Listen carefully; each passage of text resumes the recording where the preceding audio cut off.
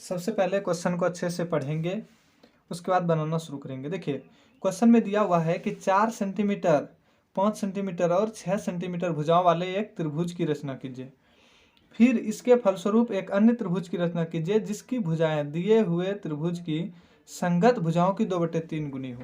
ठीक है, तो यहाँ पर क्या करनी है, सबसे पहले तीनों जो दिया हुआ है रहेगा उसमें से जो बड़ा मान होगा, यानी 4, 5, 6 सेंटीमीटर में बड़ा कौन है, 6 सेंटीमीटर, इसीलिए सबसे पहले 6 सेंटीमीटर को ही खींचेंगे।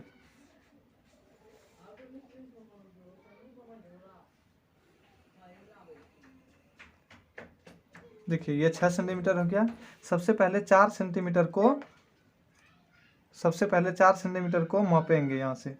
ठीक है, ऐसे देखिए ये 4 पर भी बिल्कुल होना चाहिए और ये 0 वाले पर।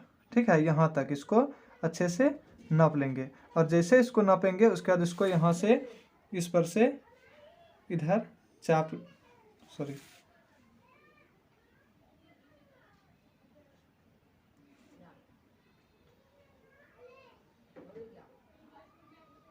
4 सेंटीमीटर मापने के बाद एक चाप ड्रॉ करेंगे यहाँ से। देखिए इस तरह से इसे चाप खींच लेंगे।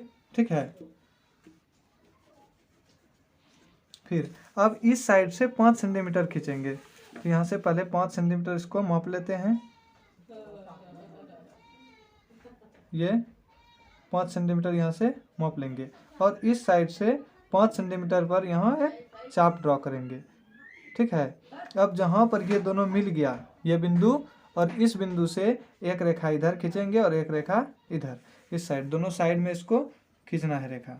तो यहाँ से देखिए इस बिंदु पर से हम इस बिंदु से इस बिंदु को मिलाते हुए एक रेखा खींच लेते हैं।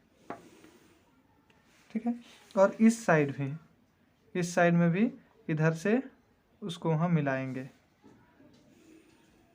तो ये एक त्रिभुज बन करके तैयार हो गया। और जैसे ही ये त्रिभुज बनाती है ऑटोमेटिक सा 4 सेंटीमीटर और ये 5 सेंटीमीटर हो गया होगा। ठीक है, और ये 6 सेंटीमीटर। तो अब तीनों एक त्रिभुज बन गया, 4 सेंटीमीटर, 5 सेंटीमीटर और 6 सेंटीमीटर भुजा वाले एक त्रिभुज। उसके बाद अब एक इसी के जैसा एक अन्य त्रिभुज की रचना करना है जो कि 2/3 गुनी होना चाहिए। तो 2/3 गुनी होने के लिए आपको सबसे पहले क्या करनी होगी, इसका कुछ नाम रख देते हैं। जैसे इसका नाम रखे A और ये B और ये C। तो B बिंदु पर ही एक न्यून कोण बनाएंगे जैसे पिछले सवाल में बनाए थे। तो इस पर न्यून कोण बनाने के लिए थोड़ा सा ये ऐसे लकीर खींचेंगे, रेखा। ठीक है, अब यहाँ पर इसका नाम रख देते हैं X। ठीक है, आगे अब क्या करेंगे, याद रखिएगा जब 2/3 गुनी दिया हुआ रहे 2/3, तो मैक्सिमम दोनों में कौन सा है, 3 है। तो कम से कम यहाँ से 3 खंड में इसको विभाजित करेंगे।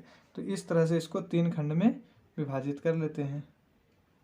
देखिए यहाँ B बिंदु पर रखेंगे अच्छे से और इसको 3 खंड में, 1 हो गया, 2 और ये तीसरा, तीनों खंड में विभाजित कर दिए।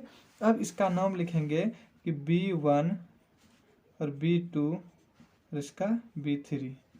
नाम लिखने के बाद जो नीचे में यहाँ देखिए क्वेश्चन में जो दिया हुआ है 2/3, यानी 2/3 जब इस तरह से रहेगा तो जो नीचे में रहेगा, यानी ये अंश में और हर में, जो हर में रहेगा यानी जितना हर में लिखा हुआ रहेगा उसी से, यानी B3 से ही C को मिला देना है। ये B3 से C को मिला देनी है।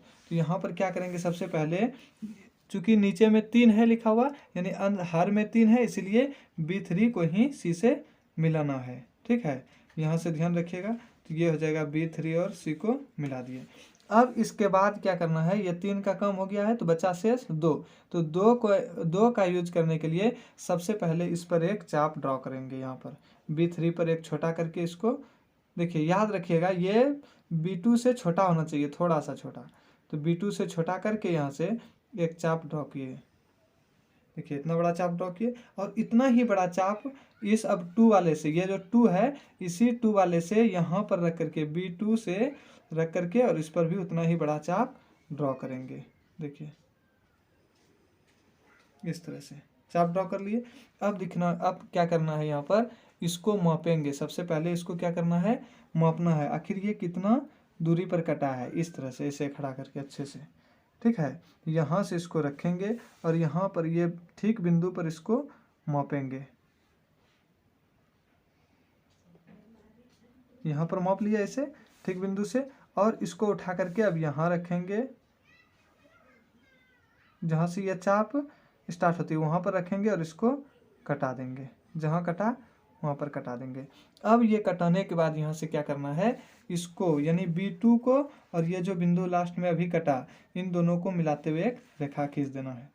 देखिए यहाँ से इसको मिलाएंगे और ये बिंदु, दोनों बिंदु को मिलाते हुए रेखा खींच देना है। देखिए इस तरह से ऐसा रेखा खींचा गया, और जैसा इधर किए वैसा ही इधर भी करना है, यानी जैसा इस जगह से वैसा यहाँ, और उसी तरह से सेम प्रोसेस यहाँ भी करनी है। यानी आपको सी पर पहले एक छोटा सा चाप ड्रॉ कर लेनी है। यहाँ से देखिए सी पर से एक चाप ड्रॉ कर लेनी है, ठीक है। जैसे ही सी पर से एक चाप ड्रॉ हो गया, उतना ही बड़ा चाप इस बिंदु से भी रखना है। यहाँ से इस बिंदु पर से भी उतना ही बड़ा चाप ड्रॉ करेंगे, ठीक है।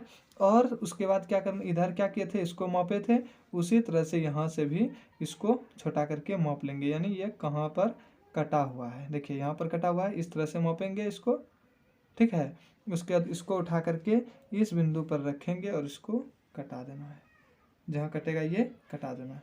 और कटाने के बाद फिर इस बिंदु को यानी इसको और ये दोनों बिंदु दोनों को मिलाते हुए एक रेखा खींच देना है।